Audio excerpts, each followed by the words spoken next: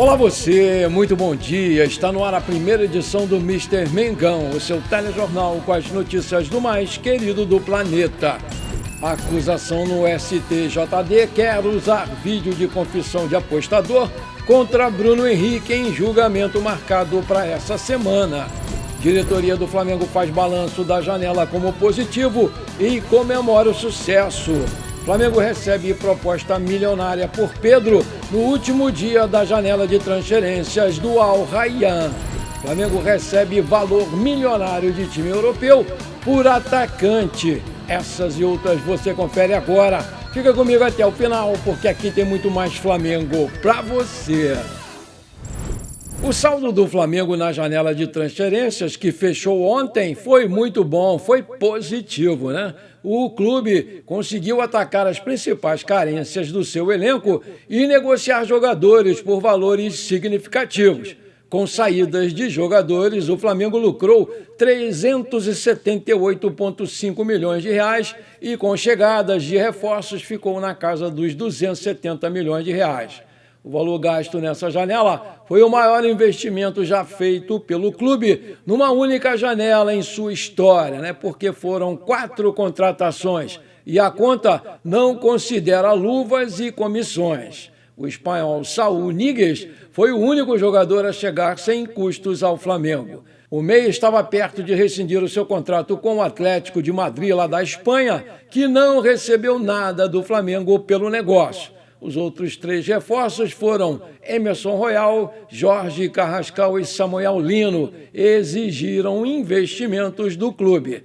O lateral direito Emerson Royal foi comprado do Milan, da Itália, por 9 milhões de euros, 58,7 milhões de reais na cotação atual. O meia colombiano Jorge Carrascal, vindo do Dínamo de Moscou, custou 12 milhões de euros, 76,8 milhões de reais.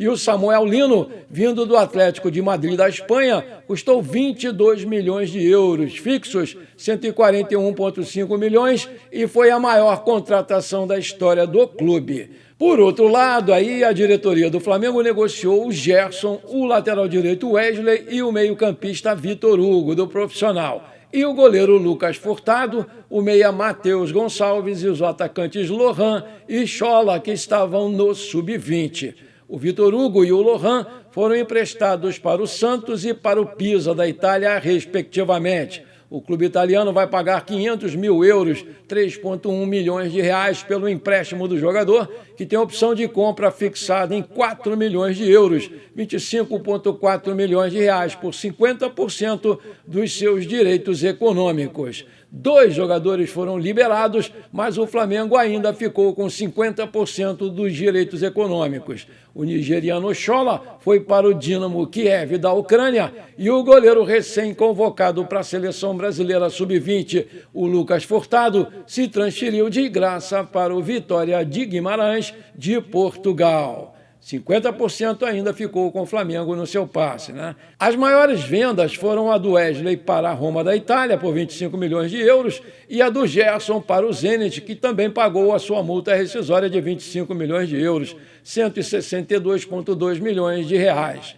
O último negócio foi o acordo com a Al Ahly, Arábia Saudita, por Matheus Gonçalves, rendendo ao Flamengo 8 milhões de euros, 50,5 milhões de reais na cotação atual. A arrecadação pode não parar por aí não, porque apesar da janela já ter fechado ontem para contratações, o Flamengo ainda pode negociar jogadores com mercados como o da Rússia, da Arábia Saudita, da Grécia e do México, que ainda vão ficar abertos por mais alguns dias. E há jogadores negociáveis no elenco do Flamengo. Portanto, saldo positivo de 101,5 milhões de reais no caixa do clube, que ainda teve a premiação pela participação do Mengão no Mundial de Clubes da FIFA. Janela muito positiva e comemorada pela diretoria do Mengão. Segundo o portal ge.com, a Procuradoria do STJD, que é o Superior Tribunal de Justiça Desportiva, pretende usar como prova contra o atacante Bruno Henrique o vídeo em que o apostador Douglas Ribeiro Pina afirma que sabia com antecedência que o jogador iria receber o cartão amarelo no jogo contra o Santos pelo Campeonato Brasileiro de 2023. O Bruno Henrique vai ser julgado nesta quinta-feira pela primeira comissão disciplinar do STJD por supostamente ter tomado uma advertência que beneficiou vários apostadores. Ele foi denunciado em 2 artigos do CBJD, que é o Código Brasileiro de Justiça Desportiva, o artigo 243 e o 243-A. O primeiro sobre atuar de modo prejudicial à equipe que defende, e o segundo sobre atuar de forma contrária à ética desportiva com o fim de influenciar o resultado. Se condenado, ele pode ser suspenso por até 2 anos, além de outras 24 partidas, e receber uma multa de até R$200 mil. Para não ser processado por estelionato, outro apostador, o Carlos Barcelos, se comprometeu a trabalhar por 360 horas de serviço comunitário e ao pagamento de uma multa de R$ 2.322,13.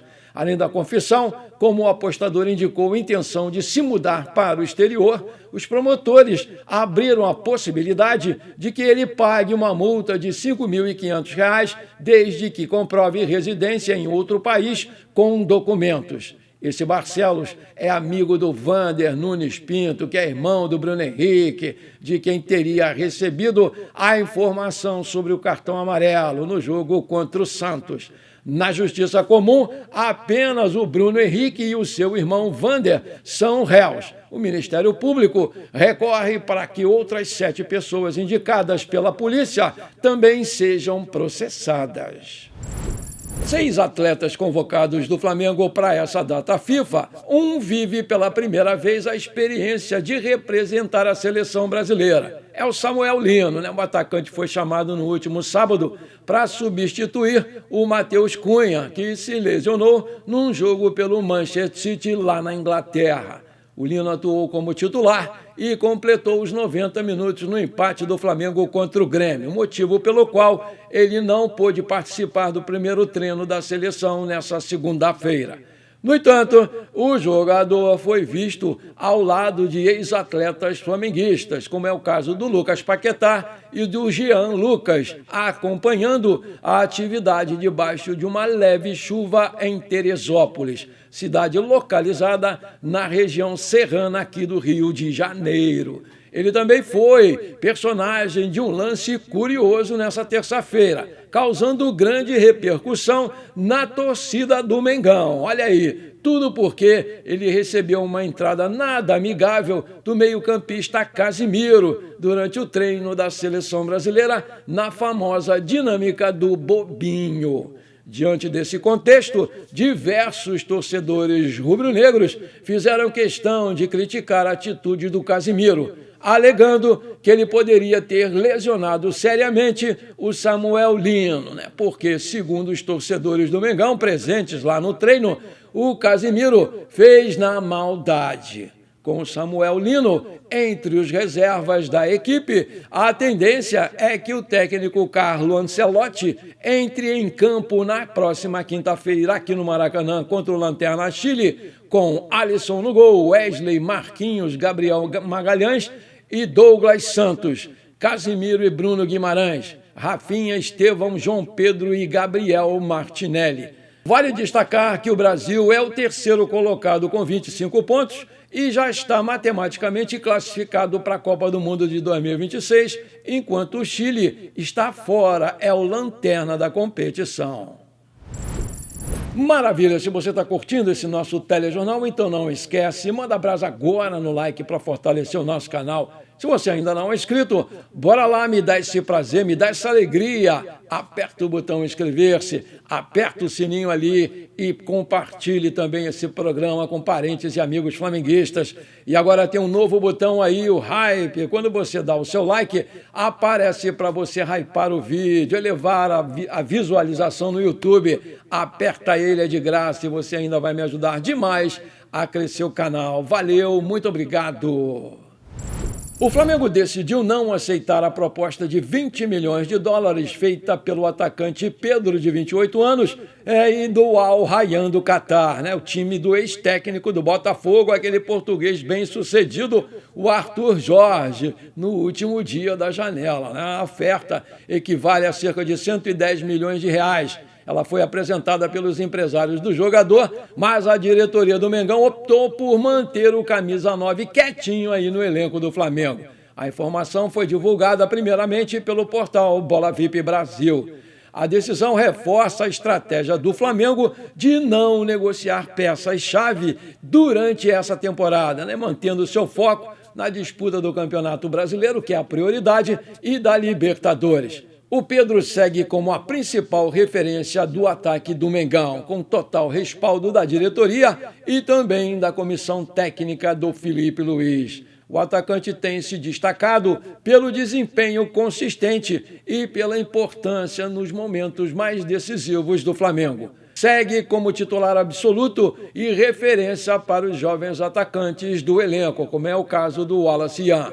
A diretoria entende que a venda, nesse momento, não se encaixaria na estratégia de crescimento do clube e poderia, sim, impactar o rendimento da equipe.